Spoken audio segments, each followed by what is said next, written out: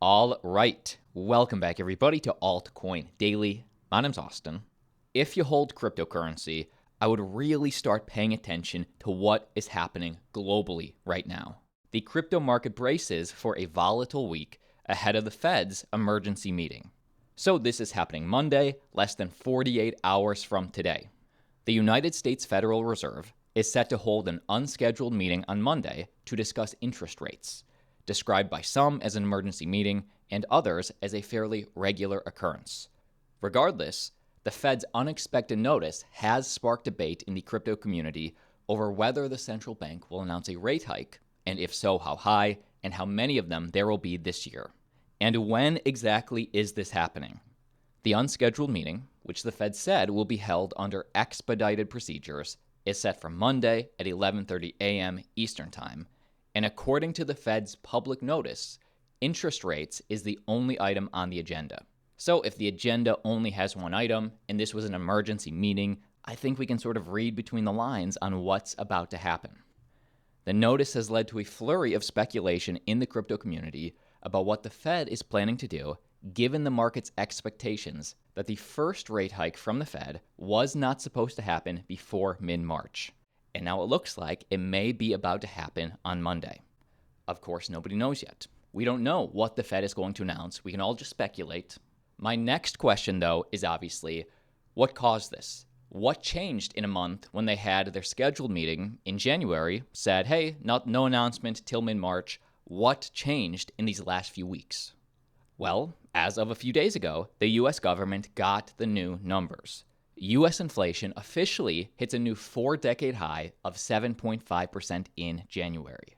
So the acceleration we are seeing for consumer prices going up is going wild. We have not seen an increase like this for over 40 years. In a direct tweet from Marty Bent on his take on what is happening Monday, the Fed is calling an emergency meeting for Monday.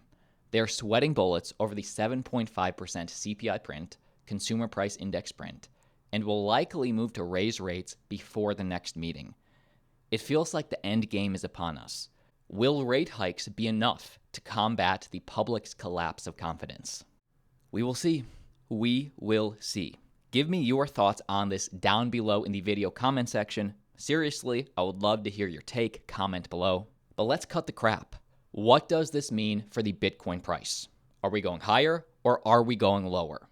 This uncertainty, along with the geopolitical issues going on right now with Russia and Ukraine, this is the reason we are probably seeing risk assets drain like the altcoins. In fact, looking at this recent chart from Sentiment, which is an on-chain and social metrics hub, both cryptocurrencies and equities markets were likely impacted Friday by the increased talks of war. The tensions between these two countries have put the world on notice, and spikes on this topic will continue to coincide with increased volatility. Interesting. So there is uncertainty globally right now, and that of course leads to increased volatility. And let's be clear here. When we say Bitcoin volatility, does that mean price up or does that mean price down? It means uncertainty. It means expect anything. Check this out. Over the last few weeks, we have seen a massive influx of stablecoins move onto exchanges. Honestly, not sure exactly what to make of this. Perhaps that dry powder is on standby, ready to be deployed. And taking a look at the data from Glassnode, the trend is pretty clear. This gray line is Bitcoin price, pretty choppy, pretty consolidation-y, but the blue is stablecoins entering exchanges, all exchanges. Is this dry powder getting ready to potentially buy the dip? Could be. Could be. Why else do you put stablecoins onto exchanges? You put them on because you're going to buy cryptocurrency. And yes, I know what you're thinking. I know what you're saying. You're saying, Austin, never you mind 48 hours from now. What about 24 hours from now? Meaning there are at least six major crypto Super Bowl ads to be seen by hundreds of millions of people tomorrow. FTX has an ad, Crypto.com, Coinbase, eToro, BitBuy, and Bud Light has an ad featuring Ethereum-based NFTs. This will be massive awareness for the cryptocurrency industry. It really begins tomorrow for the masses, and of course, sports is the catalyst. Extremely bullish. Extremely bullish. But let's just get real here. Will this massive awareness be anything like the Coinbase IPO back in April 2021? In retrospect, the top, hugely bullish for the space, but it was a case of buy the rumor, sell the news. We don't know. We really don't know. Nobody can see the future. Nobody knows what the price of Bitcoin will do tomorrow. But when we have potentially bearish news happening in 2 days, as well as bullish news happening in 1 day, expect volatility. If nothing else, expect volatility. In the words of analyst Will Clemente, can't think of any other asset I'd want to hold during times of geopolitical uncertainty than Bitcoin. Decentralized, fully sovereign, non-custodial hard money you can take with you anywhere around the world in your brain. Great perspective, wise words, and we will have to see how this plays out. Be sure to click subscribe right now. We drop a video every single day demystifying, keeping you informed on this crypto market. Moving forward, next piece of quick news from Intel. Intel plans to roll out energy-efficient crypto mining chips. This is new information. Here is what they announced. Intel said Friday it plans to develop new energy-efficient semiconductors geared to crypto mining, as the chip giant eyes a bigger role in the fast-growing market. So Intel is officially jumping into cryptocurrency, and the company plans to do this to ship a new blockchain accelerator later this year. So this is extremely bullish for the space in the long term. In fact, Intel is so respected already as a chip manufacturer just for tech that they already have a huge customer signed on for these new mining chips. Intel said it has already signed major customers, including Block, which is the fintech firm previously known as Square. So Jack Dorsey's company is saying yes, they will use the chips. They're excited for these chips. And in a direct quote from Intel on their upcoming energy-efficient mining chips, we are mindful that some blockchains require an enormous amount of computing power, which unfortunately translates to an immense amount of energy. Our customers are asking for scalable and sustainable solutions, which is why we are focusing our efforts on realizing the full potential of blockchain by developing the most energy-efficient computing technologies at scale.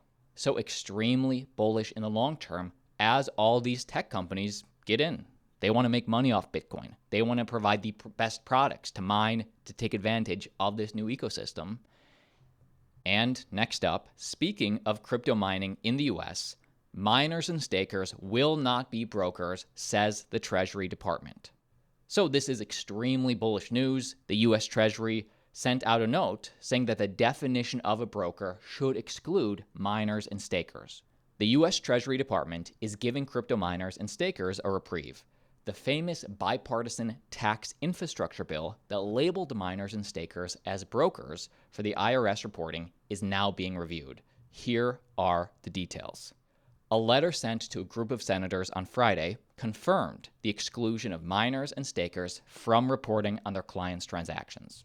In this letter, the Treasury Assistant Secretary for Legislative Affairs, Jonathan Davidson, said that the Treasury's views on the matter are this: ancillary parties who cannot get access to information that is useful to the IRS are not intended to be captured by reporting requirements to brokers. So the Treasury's view is that Congress should work on changing this language.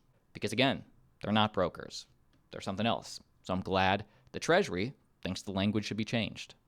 And next up, let's talk about altcoins, starting with a major announcement from SuperFarm. After years of building, the SuperFarm ecosystem is about to see the release of its first AAA gaming title. The journey is just beginning. Follow this account, but don't trust anything they say. Something sus is going on for sure. So the first game to launch off SuperFarm is called Imposters. Imposters are coming. And this game should be released in the coming weeks. Pretty exciting. And next up, quick piece of news for altcoin FormationFi. Form Alpha version 1 is ready for testing. That means one location for your capital, exposure to 25 plus different asset classes, pools, and vaults, the new way of yield farming. So just as a reminder, FormationFi describes themselves as the end of yield chasing. Welcome to cross-chain risk parity smart farming 2.0. And testing for alpha version 1 is now live, which is pretty cool. And that means one location for exposure to all these different assets and pools and vaults. So good to see the progress. I'll keep you updated. But that is the video. My name's Austin. Like always, see you tomorrow. And always keep in mind, nobody really knows where the price of Bitcoin is headed in the short term. Expect volatility, expect wildness, and let's just keep coming back to all these metrics, all these charts, and keep checking in. See you tomorrow.